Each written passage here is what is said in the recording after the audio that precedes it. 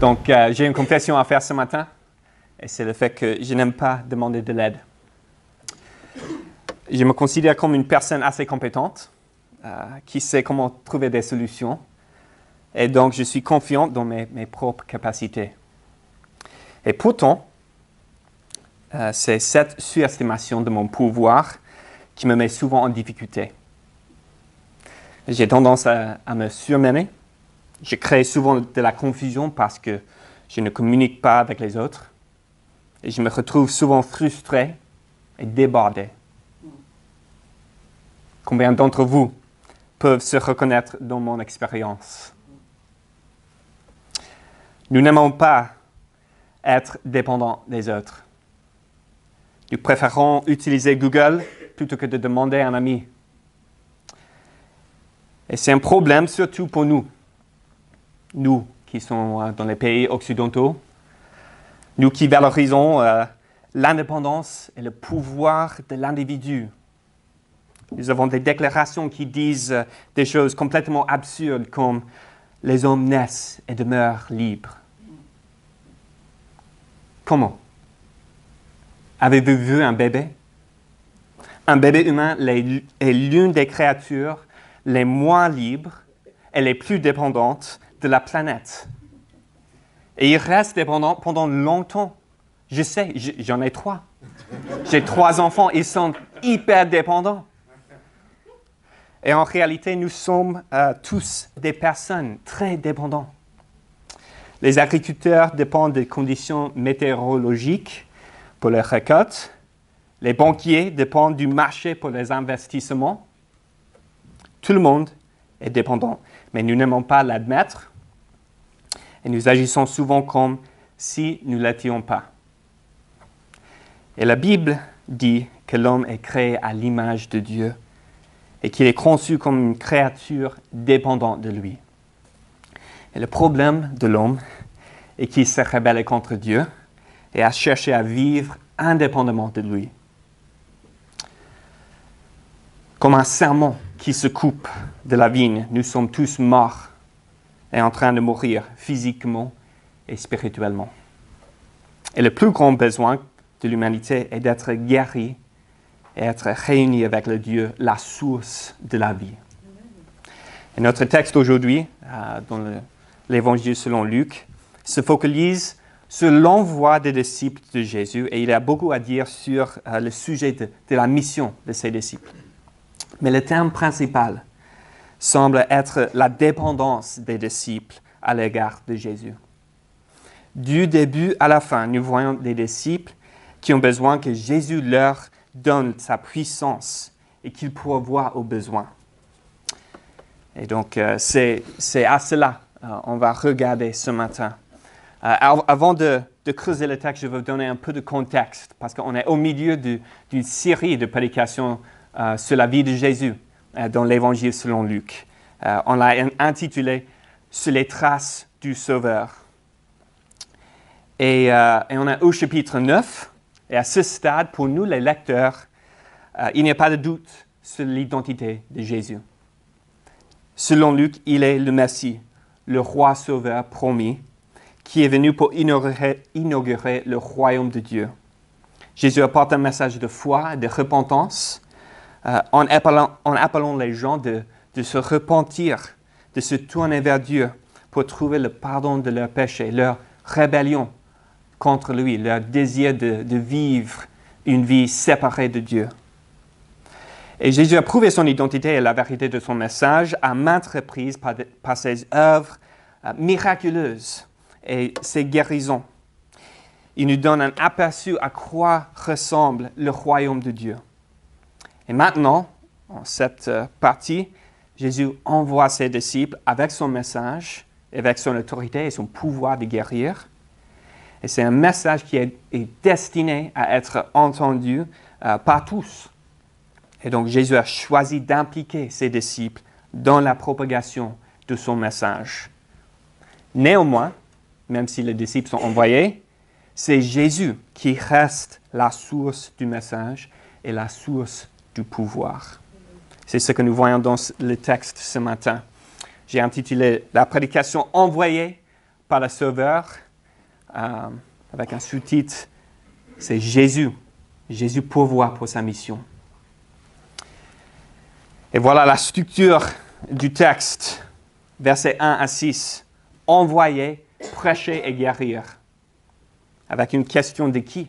Par qui? Versets 7 à 9. Et la réponse, dans la dernière partie, par le Sauveur qui pourvoit miraculeusement. C'est ce qu'on va regarder ce matin. Commençons avec verset 1. Je vais le lire. Envoyer, prêcher et guérir. Il appela les 12 et leur donna la puissance et l'autorité sur tous les démons, ainsi que le pouvoir de guérir les maladies. Il les envoya prêcher le royaume de Dieu et guérir les malades. Donc, non seulement Jésus a le pouvoir et l'autorité de guérir et de chasser les forces spirituelles obscures, mais il a aussi la capacité de donner ses pouvoirs à d'autres. Le Fils de Dieu est venu sur terre pour installer son royaume, et il l'a fait en choisissant de devenir homme lui-même et en impliquant les hommes dans sa mission. Donc, ce n'était pas l'homme que le monde a été brisé au moment de la chute. Alors, Dieu a choisi de restaurer le monde en tant qu'homme et pas les hommes. Et Luc, là, il présente les premiers missionnaires.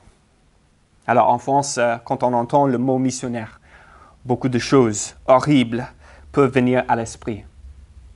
On peut penser aux croisades ou à la conversion forcée des indigènes. Nous nous méfions de ceux qui cherchent à faire du prosélytisme. Nous sommes préoccupés par le fait que des personnes soient manipulées à poursuivre une certaine religion en raison d'ambitions politiques, culturelles ou même financières. Et oui, c'est une réalité qui doit nous préoccuper. L'Église occidentale s'est rendue coupable de telles choses dans notre histoire. Mais tout cela n'a rien à voir avec la mission que Jésus confie à ses disciples. Regardons les principes qui conduisent leur mission. D'abord, remarquez les priorités de la mission.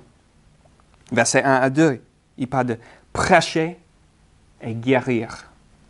Ils sont appelés à dire ce que Jésus a dit et à faire ce que Jésus a fait.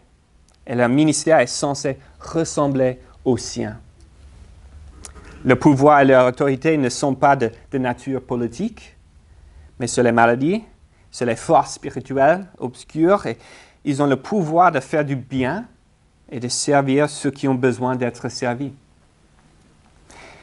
Et puis, on voit la dépendance des disciples. Il leur est donné autorité et pouvoir, mais en même temps, ils sont envoyés comme des gens qui sont faibles et dépendants. Jésus les envoie avec peu de provisions, presque rien. Verset 3, il leur dit, ne prenez rien pour le voyage, ni bâton, ni sac, ni pain, ni argent, et n'ayez pas de tunique. Donc, Jésus n'envoie pas des disciples qui sont autosuffisants, mais des disciples qui doivent faire confiance à Dieu pour pourvoir à leurs besoins. Ils sont dépendants de Dieu et puis dépendants de personnes vers lesquelles ils sont envoyés. À une époque où il y avait très peu d'hôtels et dans une culture où l'hospitalité était très importante, les disciples devaient loger chez les personnes auprès desquelles ils étaient envoyés. Verset 4.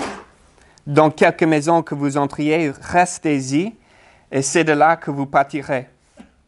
Donc, cette instruction de rester dans la même maison contraste avec la pratique d'autres prédicateurs ou philosophes itinérants. Ils se déplaçaient souvent d'une maison à une autre, en mendiant ou en cherchant de meilleures provisions ou une meilleure situation. Et c'est exactement ce que les disciples ne devaient pas faire. Les règles de cette mission ne permettront pas aux disciples de s'enrichir. Ils se concentrent sur le message et la satisfaction des besoins des autres. Et l'argent ne doit pas être le facteur motivant. Enfin, la mission n'est pas une question de force. mais de choix. La liberté de la religion est une croyance et une idée chrétienne. Et si les gens ne reçoivent pas les disciples, ils doivent sortir. Verset 5.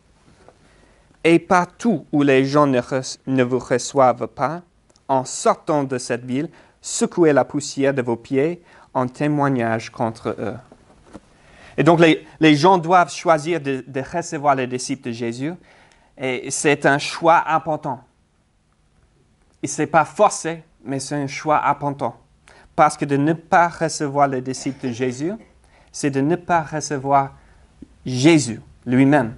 Jésus, le Fils de Dieu. Et c'est le but des mots de secouer la poussière. C'était une pratique des Juifs à cette époque lorsqu'ils revenaient d'une visite dans une ville païenne. L'idée est que ces gens n'ont rien à voir avec le peuple de Dieu. Même la poussière de leur ville ne doit pas rester sur eux. Ici, cependant, Jésus dit que ceux qui n'accueillent pas ses disciples sont comme des païens. Ils ne font pas partie du peuple de Dieu, même s'ils sont juifs et prétendent l'être. Ça veut dire rejeter les messagers et le message du Fils de Dieu, c'est rejeter le royaume de Dieu et le salut que Dieu apporte. Donc les enjeux sont importants. Dernier principe que je veux souligner. Le message de Jésus est pour tout le monde. C'est pourquoi les disciples sont envoyés partout pour aller de village en village. Tout le monde, même les gens dans les villages obscurs de Galilée. Il s'agit souvent de très petits villages, de quelques centaines de personnes vivant sur quelques hectares. Tout le monde a besoin de cette bonne nouvelle et de la guérison que Jésus amène. Et à travers ses disciples, Jésus tend la main à tous. Le ministère de Jésus à travers ses disciples s'entend tellement et a un tel impact que ça arrive même aux oreilles des personnes de la haute société et du pouvoir. Et c'est ce que nous voyons dans cette prochaine partie avec le questionnement de l'identité de Jésus par Hérode. Hérode qui demande, c'est qui? Par qui ces choses sont faites?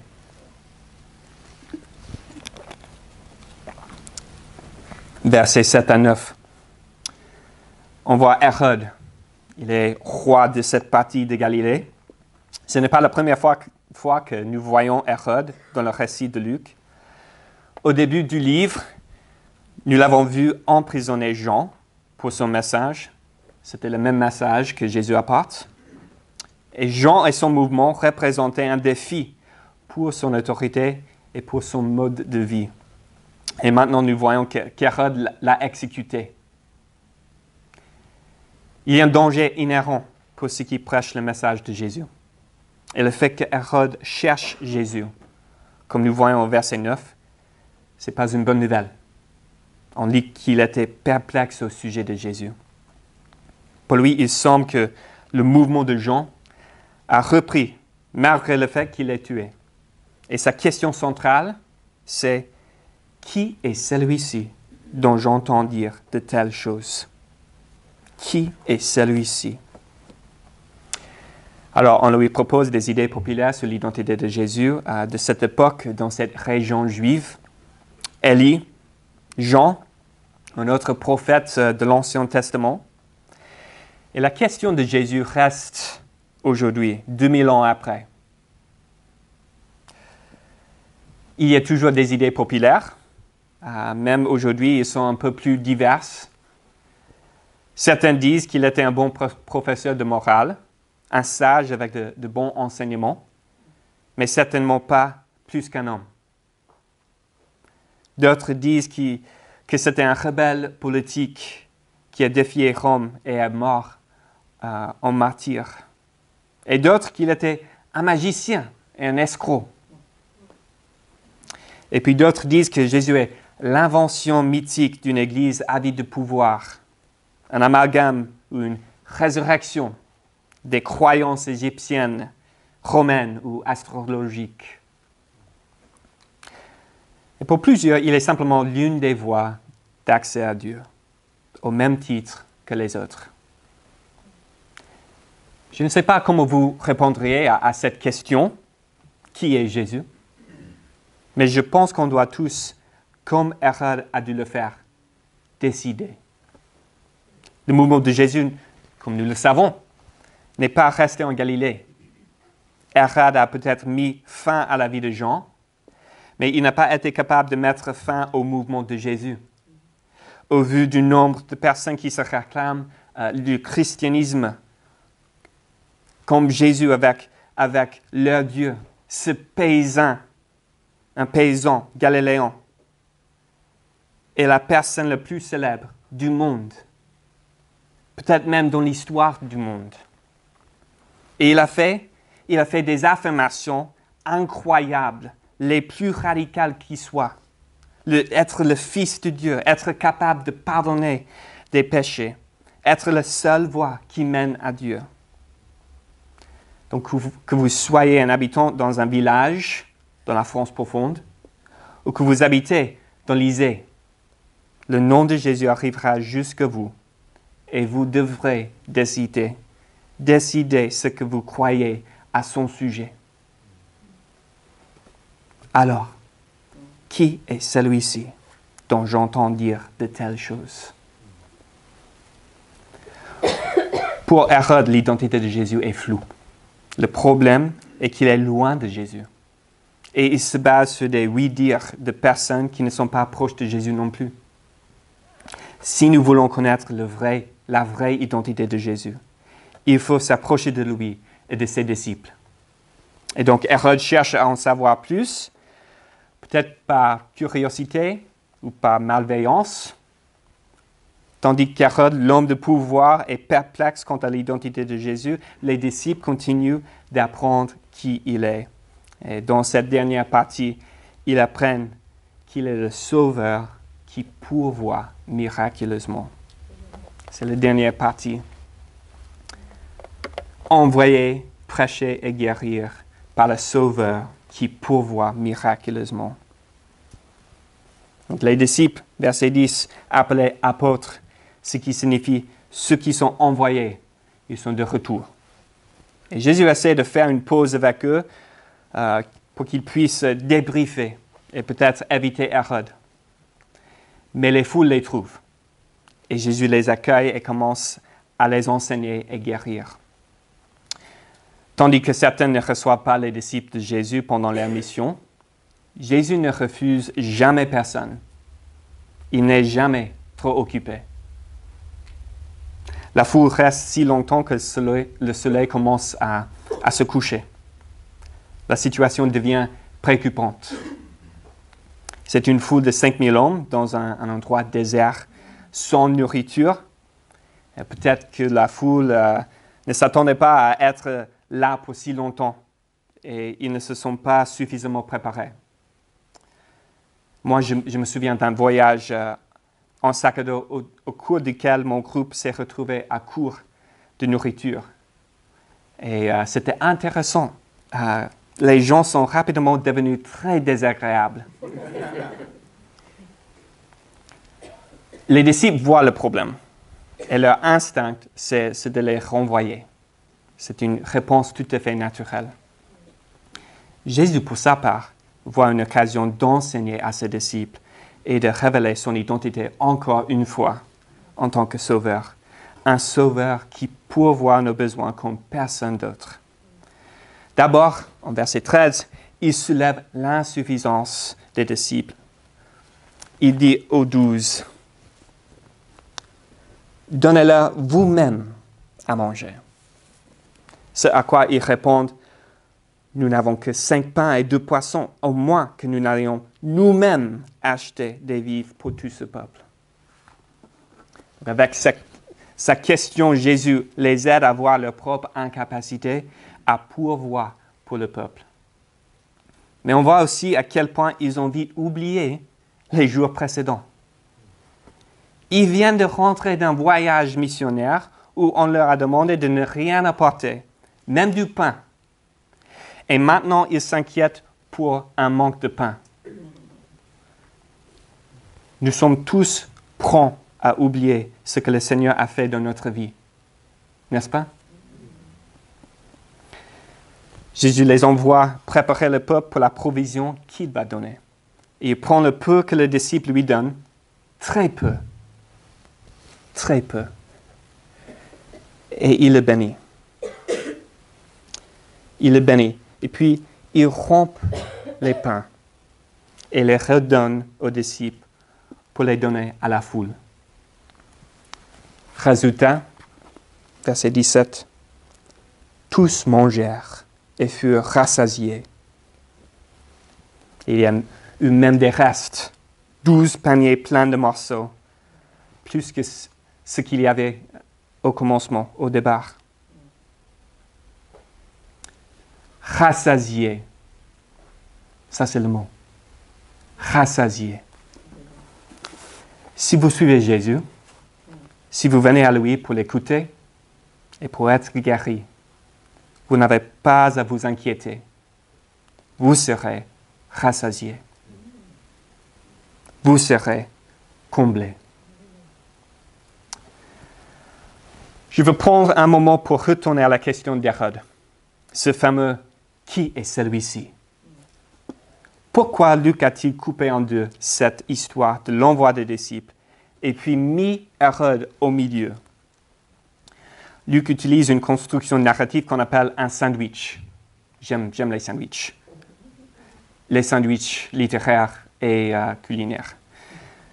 Mais là, dans un sandwich littéraire, vous avez deux tranches d'une histoire et puis une tranche de quelque chose de spécial au milieu qui donne la saveur au sandwich entier. Et donc, comment cette question de l'identité de Jésus donne-t-elle de la saveur au reste? Et si vous connaissez votre Bible, vous avez probablement relevé de nombreux parallèles entre ce que Jésus fait et d'autres histoires dans l'Ancien Testament, la première partie de la Bible. En fait, ceux qui disent que Jésus était Élie, ou un autre ancien prophète, ils n'étaient pas loin de la vérité. Toute l'imagerie de ce miracle rappelle les miracles qu'Élie et Moïse ont produits par le pouvoir de Dieu. L'imagerie d'une foule au milieu du désert avec rien à manger nous rappelle Israël suivant Moïse dans l'Exode. Lorsqu'il bénit le pain, il lève les yeux vers le ciel et le peuple de Dieu est nourri miraculeusement. C'est comme lorsque la manne tombait du ciel. Lorsque Jésus prend le peu de nourriture qu'on lui donne et le transforme en nourriture pour une multitude, cela nous rappelle Élie faisant la même chose pour les Israélites au milieu d'une famine. Mais contrairement à la manne, qui ne pouvait pas être ramassée, et contrairement au pain d'Élie qui ne laissait qu'un petit peu de reste après avoir été mangé, ici, il y a une abondance de restes ramassés. 12 paniers, pour être précis. 12 paniers, comme les 12 disciples, comme la fille ressuscitée de Jairus dans le chapitre précédent qui avait 12 ans, comme la femme guérie qui avait sa maladie pour 2 ans, tout comme la nation d'Israël, le peuple de Dieu, qui avait 12 tribus, 12 fils de Jacob d'Israël. Vous voyez, Luc est en train de lier tous ces événements pour nous montrer que Jésus forme un nouvel Israël, un nouveau peuple de Dieu. Et il est le chef et un prophète plus grand que Moïse et Élie. Et il pourvoit aux besoins de son peuple mieux qu'il ne pourrait jamais le faire. Moïse et Élie étaient simplement des ombres qui préfigurent le vrai Sauveur qui devait venir. Et en effet, si la provision physique dans cette situation, cette provision physique de Jésus pour la foule est étonnante, elle est aussi une image de la plus grande provision spirituelle que Jésus offre. Le pardon et la libération des péchés et du jugement. L'exode spirituel. Il pourvoit même lorsqu'il semble impossible dans les lieux déserts. Et il pourvoit par son propre corps. Comme nous le voyons à la fin du récit de Luc, lorsque Jésus est crucifié pour les péchés du monde et son corps est rompu et donné pour tous pour le salut du monde. Qui est celui-ci? Le Sauveur, pardon. Le Sauveur qui pourvoit miraculeusement, qui comble nos besoins les plus profonds, qui nous rassasie de son amour, de sa joie, de sa paix. Comment devrions-nous répondre à tout cela? Il y a clairement un appel à la foi dans ce passage. Croyez en Jésus qui pourvoit pour notre salut. Que vous disiez non chrétien ou que vous soyez un chrétien de longue date. Je vous invite à venir à Jésus, à le voir comme nourriture pour votre âme. Mais ce texte est clairement axé sur l'envoi des disciples. Et Luc veut que l'histoire de la multiplication des pains serve de commentaire à ce sujet. Et donc, je voudrais présenter quelques applications concernant la mission. Donc, c'est un peu pour les chrétiens, mais ça s'applique aussi pour vous, les non-croyants qui sont dans la salle, d'entendre notre vision de la mission. D'abord, en tant que disciples de Jésus, la mission fait partie de notre identité. Si l'appel de guérir physiquement ne poursuit pas dans le reste du Nouveau Testament, nous y trouvons en revanche un appel constant à partager la bonne nouvelle avec les autres, ce qui apporte une guérison aux autres. Chacun est appelé à répandre l'Évangile, à parler de cette bonne nouvelle à notre entourage, à nos proches, aux gens qui nous entourent. Deuxièmement, c'est une mission où nous sommes totalement dépendants de lui. Et ça, c'est une bonne nouvelle. Mais aussi, c'est un défi. Bonne nouvelle, parce que lorsque moi, personnellement, lorsque je vois des personnes qui ont du mal, dont le mariage est en difficulté, des personnes qui sont déprimées ou qui sont perdues dans la vie, moi, personnellement, je me sens tellement impuissant. Je ne peux pas réparer les gens. Ce n'est pas à moi de faire cela. Je suis qu'un mendiant qui dit à d'autres mendiants où trouver du pain. L'idée de partager l'Évangile, c'est ce que nous sommes appelés à faire, mais même ça peut être également terrifiant. Nous avons peur de ne pas avoir les bons mots, de ne pas savoir quoi dire. On a peur d'offenser la personne ou peut-être d'être rejeté. Et si je peux être honnête avec vous, quand je viens ici pour prêcher, je me sens tellement incapable, chaque fois. Honnêtement, je prépare ma prédication, je supplie souvent Dieu, la veille et le jour même, de faire quelque chose de cette faible et petite offrande. Je dis, Dieu, prends ces quelques morceaux de pain et de poisson et fais-en quelque chose. Parce que moi, je ne peux pas. Nourris ton peuple avec ces petites choses que j'ai pour offrir. Et c'est comme ça la mission marche. C'est comme ça on peut servir les autres au nom de Jésus.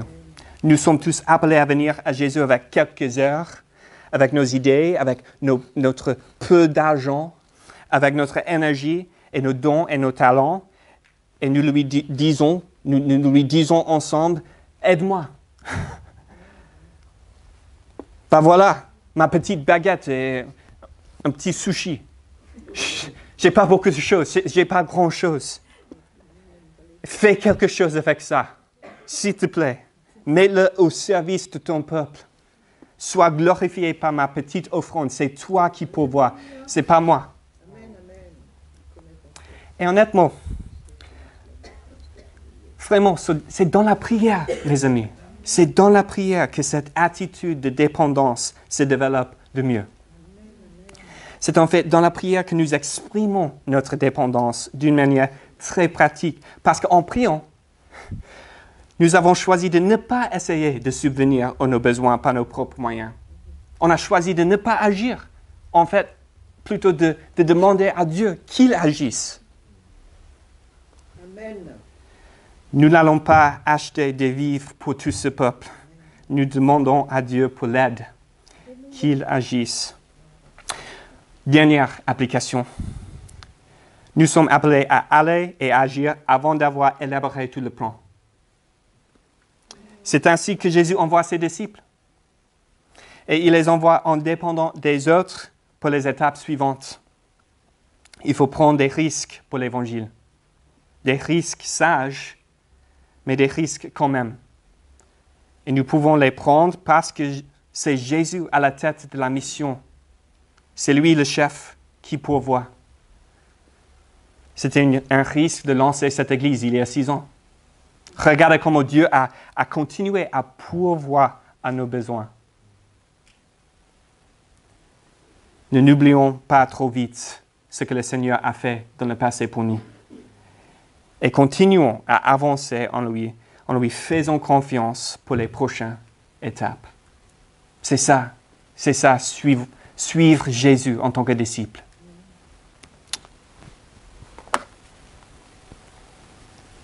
On est tous envoyés par le Sauveur. Si on est des chrétiens et on prend Jésus comme notre Seigneur, on est tous envoyés par le Sauveur. Et c'est Jésus qui pourvoit pour sa mission. Et donc on est appelé à faire confiance en lui, être dépendant de lui et oser prendre des risques et savoir c'est lui qui pourvoit aux besoins spirituels, y compris les besoins physiques. Il pourvoit. Et si nous sommes appelés à lui faire confiance, il est digne de notre confiance. Prions. Notre Père, nous confessons qu'il est souvent difficile de demander de l'aide. Nous agissons souvent comme si nous étions autosuffisants. Mais nous savons que ce n'est pas vrai. Tu es le Sauveur qui répond à tous nos besoins. Et tu nous envoies participer à la diffusion de ta parole et de ton royaume. Nous voulons être rassasiés par toi. Et nous voulons voir ceux qui nous entourent être rassasiés aussi.